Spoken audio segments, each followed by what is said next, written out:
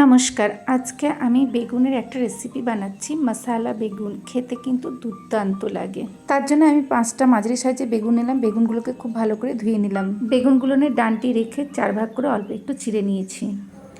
বেগুনগুলোনের মধ্যে হাফ চামচ নুন, হাফ চামচ হলুদ, অল্প একটু কাশ্মীরি লঙ্কা গুঁড়ো দিয়েছি এবং ভালো করে মিশিয়ে নিয়েছি। প্রত্যেকটা বেগুনের ভিতরে আমি নুন, হলুদ এবং কাশ্মীরি লঙ্কা গুঁড়ো বেশ ভালোভাবে মাখিয়ে নিলাম। গ্যাসের উপর একটা তাওয়া বসালাম। তার মধ্যে কিছুটা পরিমাণে গোটা জিরে, গোটা ধনে, 2টো শুকনো লঙ্কা, অল্প একটু গোটা গোলমরিচ, একটু জয়িত্রী আর অল্প একটু লং, এলাচ, দারচিনি নিলাম। কম আঁচে একটা সুন্দর গন্ধ ওঠা পর্যন্ত ভেজে নিলাম। ভেজে মিক্সিতে গুঁড়ো করে নিলাম। আমি কড়াইয়ে বেশ খানিকটা তেল দিলাম। তেলের মধ্যে একে একে বেগুনগুলো সব ছেড়ে দিলাম। এক পিঠ যখন অল্প একটু ভাজা হয়ে যাবে তখন উল্টে দিলাম। খুব বেশি ভাজবো না, একটু ভেজে তুলে নেব। কড়াই থেকে কিছুটা তেল কমিয়ে নেব। সেই তেলের মধ্যে কালো জিরে আর শুকনো লঙ্কা ফোড়ন দেব। তারপরে একে একে কুচনো পেঁয়াজগুলো ছেড়ে দেব। পেঁয়াজগুলো যখন অল্প একটু ভাজা হয়ে যাবে তখন তার মধ্যে আমি দিয়ে দিলাম ছোটো ছোটো করে কেটে রাখা টমেটো। টমেটোটা একটু পেঁয়াজের সঙ্গে আর একটু ভেজে নিলাম। এরপরে দিলাম হাফ চামচ নুন, হাফ চামচ হলুদ গুঁড়ো, হাফ চামচ কাশ্মীরি লঙ্কা গুঁড়ো। এটা তেলের মধ্যে ভালো করে ভেজে নিলাম।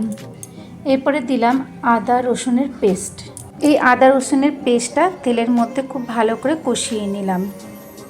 খুব ভালো করে কষানো হয়ে গেলে দিলাম অল্প একটু চিনি, সেটাও মশলার সঙ্গে মিশিয়ে নিলাম।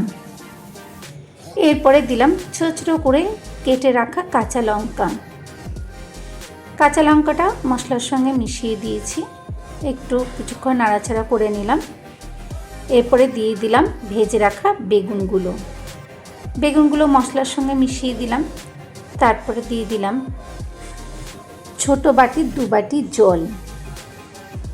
জলের মধ্যে বেগুনগুলো খুব ভালো করে ডুবিয়ে দিলাম। জলটা খুব ভালো করে ফুটে উঠলে ঢাকনা দিয়ে দিলাম। কম আঁচে 5 মিনিট রেখে ঢাকনা খুলে দিলাম। এরপর দিলাম ভেজে গুঁড়ো করে রাখা ধনে, জিরে, গরম মশলার মিশ্রণটা বেগুনের উপর ছড়িয়ে দিলাম।